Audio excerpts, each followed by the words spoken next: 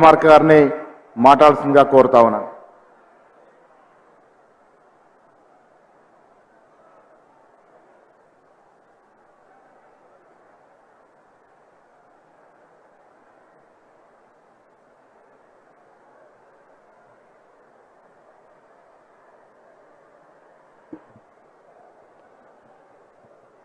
సభాధ్యక్షులు,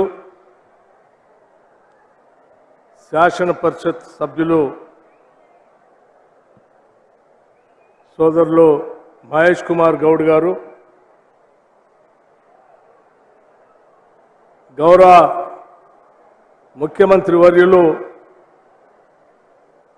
శ్రీ రేవంత్ రెడ్డి గారు, అఖిల భారత కాంగ్రెస్ కమిటీ ఈ రాష్ట్ర ఇన్ఛార్జిగా ఉన్నటువంటి ప్రధాన కార్యదర్శి దీపాదాస్ మున్షి గారు,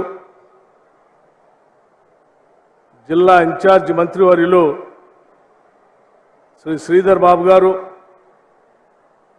మరో గౌరవ మంత్రివర్యులు ఉత్తమ్ కుమార్ రెడ్డి గారు, మరో గౌరవ మంత్రివర్యులు పొన్నం ప్రభాకర్ గారు, గౌరవ మంత్రివర్యులు పొంగులేటి శ్రీనివాస్ రెడ్డి గారు, మరో గౌరవ మంత్రివర్యులు సీతక్క గారు, మాజీ రాష్ట్ర కాంగ్రెస్ కమిటీ అధ్యక్షులు శ్రీ హనుమంతరావు గారు, మరియు నా తోటి శాసనసభ్యులు, శాసన పరిషత్ సభ్యులు, రాష్ట్ర కాంగ్రెస్ కమిటీ కార్యనిర్వాహక సభ్యులు, అనుబంధ సంఘాల అధ్యక్షులు, అలాగే అనేక గ్రామాల నుంచి కదిలి వచ్చినటువంటి కాంగ్రెస్ కార్యకర్తలారా, సోదర సోదరిమణులారా, పాత్రికేయ మిత్రులారా, మీ అందరికి కూడా ముందుగా నా హృదయపూర్వకమైనటువంటి నమస్కారాలు తెలియజేస్తా ఉన్నాను.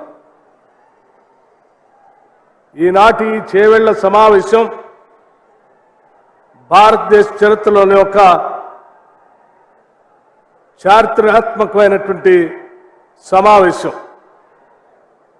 సువర్ణాక్షరాలతో లిఖించదగినటువంటి సమావేశం.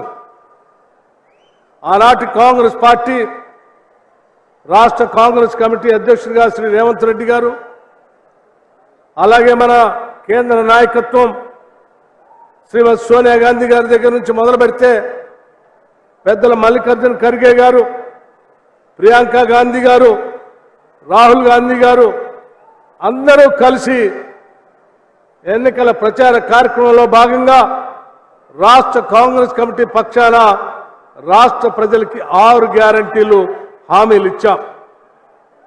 ఆ 6 గ్యారంటీలు హామీలు ఇచ్చినప్పుడు రాష్ట్రంలో ఉన్నటువంటి టీఆర్ఎస్ పార్టీ అమలుగాని హామీలు కాంగ్రెస్ పార్టీ ఇస్తుందని చెప్పింది. కానీ ప్రజలు నమ్మారు. కాంగ్రెస్ పార్టీ అంటే ఇచ్చిన హామీని మర్చిపోదని, ఇచ్చిన హామీలు మర్చిపోదని, హామీ ఇస్తే తప్పకుండా అమలు చేస్తుందని ఈ సందర్భంగా నమ్మి ప్రజలంతా కూడా కాంగ్రెస్ పార్టీకి పెద్ద ఎత్తున ఓట్లు వేశారు.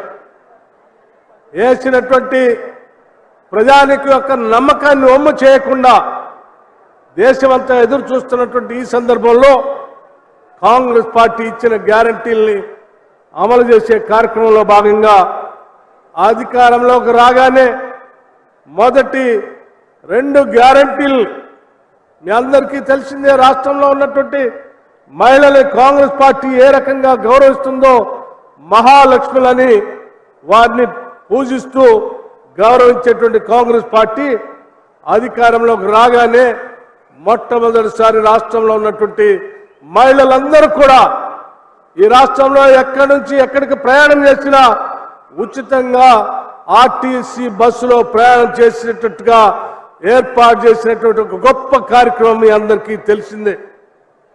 మంత్రులు చెప్పారు, ఇప్పటికే 18 కోట్ల సార్లు ఈ రాష్ట్రంలో ఉన్నటువంటి మహిళలు ఉచితంగా ఆర్టీసీ బస్సుల్ని ఇప్పటికే వాడుకున్నారన్న సంగతి కూడా ఈ సందర్భంగా మీ అందరికీ మనవి చేస్తా ఉన్నాం. అలాగే మిత్రులారా, మనందరికీ తెలిసిందే, ఒక పేద కుటుంబం కానీ, బలహీన వర్గాల కుటుంబం కానీ, మధ్యతరగతి కుటుంబం కానీ ఆరోగ్యం ఇబ్బంది పడితే లక్షల పోసి వైద్యం చేపించుకోలేనటువంటి పరిస్థితిలో ఉన్నటువంటి మనం అందరం చూసాం చరిత్రని. అటువంటి బాధ ఈ రాష్ట్రంలో ఏ కుటుంబానికి ఉండకూడదనేటువంటి ఆలోచనతో 10 లక్షల రూపాయలతో రాజీవ్ ఆరోగ్యశ్రీ కార్యక్రమాన్ని అమలు చేసి చూపించాం. అలాగే అనేక రకాలైనటువంటి ఇబ్బందులు ఉంటే కూడా గత 10 సంవత్సరాలు ఈ రాష్ట్రాన్ని ధనిక రాష్ట్రంగా టీఆర్ఎస్ పార్టీ చేతిలో పెడితే ఈ రాష్ట్రాన్ని ఆర్థిక విధ్వంసం చేసి దాదాపు 7 లక్షల కోట్ల రూపాయలు అప్పులు చేసి అసలు ఏమాత్రం కూడా ఆ వచ్చిన ప్రతి ఆదాయం అప్పులు కట్టడానికే సరిపోయేటట్టుగా ఈ రాష్ట్రాన్ని అనేక రకాలైనటువంటి ఆర్థిక పరమైన ఇబ్బందుల్లో పెడితే కూడా మాటిచ్చాం. ఇచ్చిన మాటను నిలబెట్టుకోవాలి. ఏ రకమైనటువంటి ఇబ్బందులు కానీ అప్పులు కానీ మనం ఇచ్చినటువంటి హామీలకి గ్యారంటీలకి అడ్డం రాకూడదని చెప్పి రాష్ట్ర ముఖ్యమంత్రి రేవంత్ రెడ్డి గారు, మంత్రివర్గ సహచరులు, అలాగే శాసనసభ్యులు అందరూ కూడా దృఢ చిత్తంతో దోబరా ఖర్చులంతా తగ్గిస్తూ ఇచ్చిన హామీలను అమలు చేయాల్సిందే అని చెప్పి ఒక సంకల్పంతో ఈరోజు ఒక ఉన్నతమైనటువంటి కార్యక్రమాన్ని ఈ చేవెళ్ల పట్టణం నుంచి ఈరోజు భారీ ఎత్తున ప్రజల సమక్షంలో మేము ఇచ్చినటువంటి హామీలకు సంబంధించిన 500 రూపాయలకే గ్యాస్ సిలిండర్ ఇచ్చేటువంటి కార్యక్రమాన్ని ఈ రోజే లాంచింగ్ చేశాం.